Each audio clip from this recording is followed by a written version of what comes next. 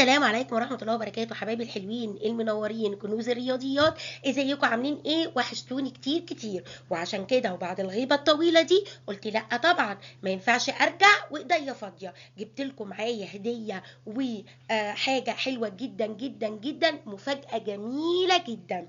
عبارة عن كورس تأسيس، هنبدأه بكورس تأسيس لجدول الضرب. انت قاعد اجازة بقى يا باشمهندس، عندك ان شاء الله حتى نص ساعة كل يوم.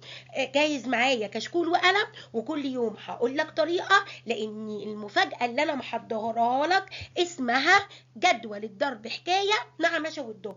كل يوم هنحكي حكايه بتاعت نشا والدب بس بجدول. كل يوم هنبدا بجدول وهنحفظه مع بعض وهنقوله بطريقه جميله جدا، وهنلعب مع بعض العاب حلوه جدا تخليك تحفظ الجدول بمنتهى السهوله. طبعا معاكم السحر، وكونوا نسيتوني. فيا ريت لو عجبكم ان شاء الله الفيديو وعجبتكم الفكره، يا ريت تقولوا لي، ومش عايزه اطول عليكم. ويلا بينا هنبدا مع بعض يا باشمهندسين. جدول 2. واحد هيقول لي ايه يا مستحر جدول 2 ايه؟ بس ده جدول 2 ده سهل خالص. هقول لك يا باشمهندس ما انا عارفه، بس اعتبره يا سيدي مراجعه. جهز الكشكول والقلم وراجع معايا جدول 2، لان كل يوم هنقول حكايه جدول. هنبدأها بإيه النهاردة؟ جدول 2 ومع ماشا والدب. ويلا بينا نبدأ جدول 2.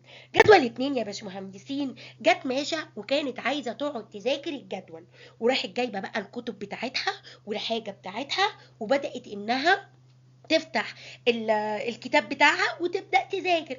جه الدب وقال لها ايه يا ماشا انت بتعملي ايه؟ قالت له يا دب ده انا النهارده اخدت جدول 2 وعايزه احفظه، بس صعب جدا خالص مش عارفه احفظه. قال لها ازاي ده سهل جدا، انت عارفه جدول 2 ده معناه ايه؟ قالت له معناه ايه يا ترى يا دب؟ قال لها لما بنيجي نضرب في 2 بنجمع العدد مرتين. قالت له يعني ايه؟ قال لها يعني مثلا انا هضرب 2 في 6، يبقى هناخد الستة دي ونجمعها مرتين. 6 و6 كام؟ قالت له 12. قال لها بس كده؟ يبقى لما تيجي تضربي في 2 اجمعي العدد مرتين. قالت له ايه كمان؟ قال لها زي كده لو انت جيتي اشتريتي كراستين وكراسة ب7 جنيه، يبقى انت دفعتي كام؟ قالت له 7 و7 14. قال لها برافو عليكي، اهو 2 في 7 لانك اشتريتي كراستين ب14. قالت له الله ده انا فهمت كويس قوي. قال لها طب طالما فهمتي قولي لي بقى 2 في 5 بكام؟ قالت له انت قلت بنجمع العدد مرتين، يبقى انا هجمع الخمسة مرتين. 5 و5 10. ايه رأيكم؟ في منتهى السهولة جدا خالص خالص. طيب فهمتوا؟ وفهمتوا الدب قال ايه؟ لما نيجي نضرب في 2 نجمع العدد مرتين. طب تعالوا بقى نشوف مع بعض جدول 2. شوف مع بعض جدول 2. يلا جايز كشكولك وقلمك؟ نشوف مين اشطر، انت ولا ماشا؟ يلا شايف ماشا جايبه الكشكول وجايبه القلم وعماله تحل جدول 2. يلا حلوه معاها بسرعه. 2 في 1 يعني انا هجمع الواحد مرتين. 1 و1 2. طيب 2 في 2 يعني هجمع الاتنين مرتين. 2 و2 4. 2 في 3 هجمع التلاتة مرتين. 3 و3 6. برافو عليكم. 2 في 4 4 و4 يبقى 8. برافو. 2 في 5 هجمع الخمسة مرتين. 5 و5 10. برافو جدا.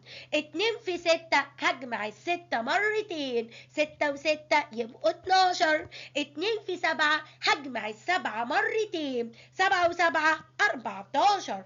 2 في 8 هجمع التمانية مرتين. 8 و8 برافو عليكي يا دكتورة 16.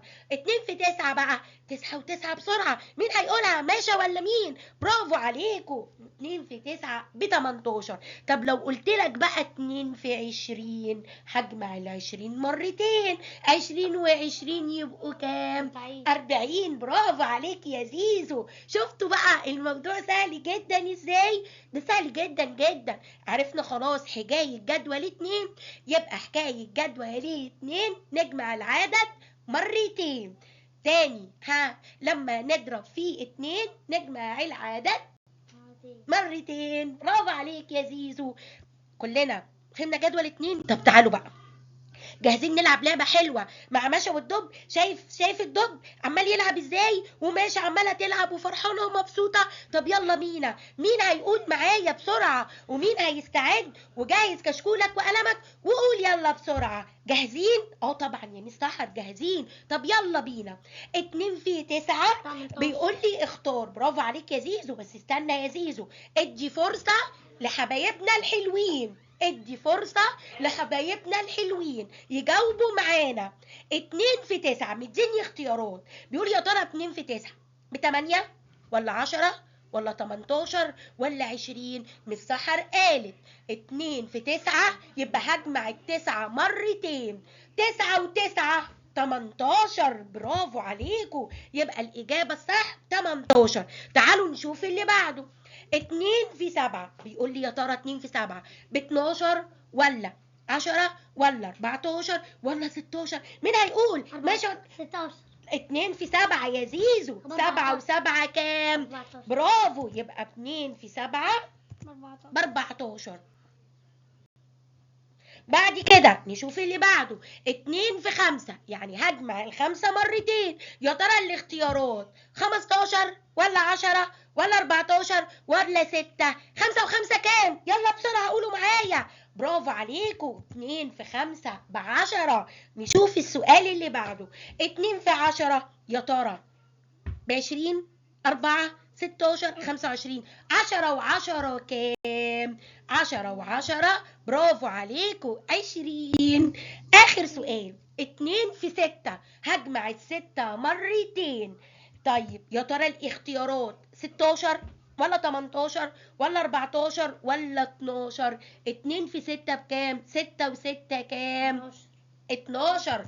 برافو، يبقى 6 و6 12. 2 في 6 ب12. برافو عليكم. كده اللعبة معانا خلصت. يا ترى لو عجبكم الفيديو والفكرة مش تنسوا اللايك والاشتراك في القناة، ويا ريت دعمكم لكنوز الرياضيات. مع تحياتي مس سحر صبري، وانتظروا الحكاية الجديدة مع جدول 3. وجهز كشكولك وقلمك، واشوفكم على خير. باي باي، مع السلامة. لاني اكيد مع كنوز الرياضيات اكيد اكيد اكيد هتحب الرياضيات. باي باي.